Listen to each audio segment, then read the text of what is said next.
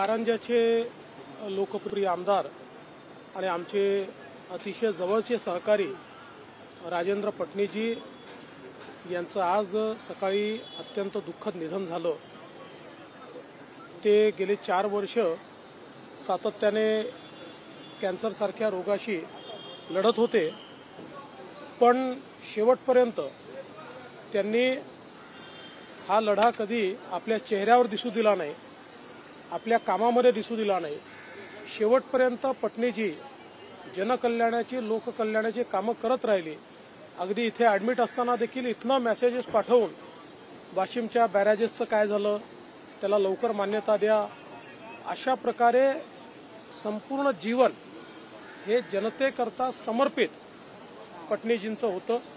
असं हे अतिशय समर्पित अशा प्रकारचं नेतृत्व या ठिकाणून अकाली निघून गेलं। त्यांचं वय फक्त 58-59 वर्ष होतं। अशा प्रकारचं आणि एक दीर्घ अनुभव त्यांचा त्या ठिकाणी होता। जनतेमध्ये प्रचंड त्यांना मान्यता होती आणि त्यांच्या जाण्यामुळे खरं म्हणजे आमच्या पक्षाचंही खूप मोठं नुकसान झालंय, वाशिम जिल्ह्याचं मोठं नुकसान झालंय। आणि राजकारणामध्ये जे लोक निरपेक्षपणे काम करतात आणि खऱ्या अर्थानं लोकांचे प्रश्न समजून घेतात, पटणीजी अत्यंत हुशार होते, त्यांना लोकांच्या प्रश्नाची प्रचंड जाण होती। अशा प्रकारचं एक नेतृत्व निघून जाणं हे आमच्या सगळ्यांकरता अत्यंत दुःखद आहे।